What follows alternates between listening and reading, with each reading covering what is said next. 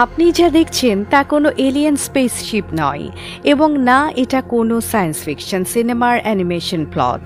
এটি Steve jobs এবং অ্যাপেলের হেডকোয়ার্টার। এই হেডকোয়ার্টার বানানোর জন্য প্রথমে 50 কোটি টাকা খরচের অনুমান করা হয়েছিল, কিন্তু বাস্তবে 500 কোটি টাকা খরচ হয়ে গেছে। এটাই কারণ আমি ইউজারদের কথা বলছি, মানে বিশ্বের 3700 কোটি মানুষ। এত বড় ভুল কি হতে পারে? এই হেডকোয়ার্টারটি আয়তন 34টি ফুটবল মাঠের সমান এবং এটি একটি অত্যাধুনিক ফিচারযুক্ত স্থাপনা। এখানে কর্মীদের জন্য প্রয়োজনীয় প্রতিটি সুবিধা রয়েছে, যেমন খাবার, স্বাস্থ্যসেবা এবং মেডিকেল জরুরি সেবা। সবচেয়ে বড় বিষয় হলো যে এই হেডকোয়ার্টারটি মাটির উপরে নয়, বরং বিশেষ প্রযুক্তির মাধ্যমে এটি স্থাপন করা হয়েছে যাতে যে কোনো বড় ভূমিকম্পেও এটি নিরাপদ থাকে। এই হেডকোয়ার্টারটির ডিজাইন ছিল একেবারে নতুন এবং অনন্য, যা সারা বিশ্বের আর্কিটেকচারাল সমাজকে হতবাক করে দিয়েছে। 2017 সালে এর উদ্বোধন হয় এবং এটি ছিল বিশ্বের সবচেয়ে আধুনিক এবং খরচ সাপেক্ষ ভবনগুলোর মধ্যে একটি। ভবনটি এত বড় যে এখানে একসাথে 12,000 কর্মী কাজ করতে পারেন।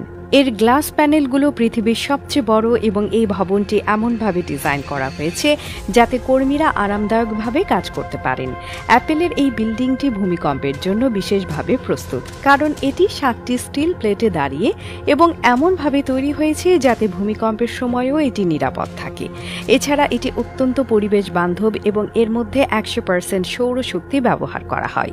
তাছাড়া ভবনের ভেতরে এমন প্রযুক্তি রয়েছে যা তাপমাত্রা স্বয়ংক্রিয়ভাবে নিয়ন্ত্রণ করে এবং 9 মাস ধরে এই ভবনে কোনো ধরনের হিটার ব্যবহার করতে হয় না।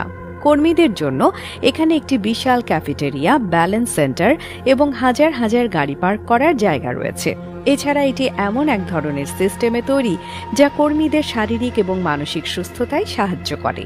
আপনার কি মনে হয়, অ্যাপেল কি এই বিশাল বাজেট বৃদ্ধি সঠিকভাবে করেছে?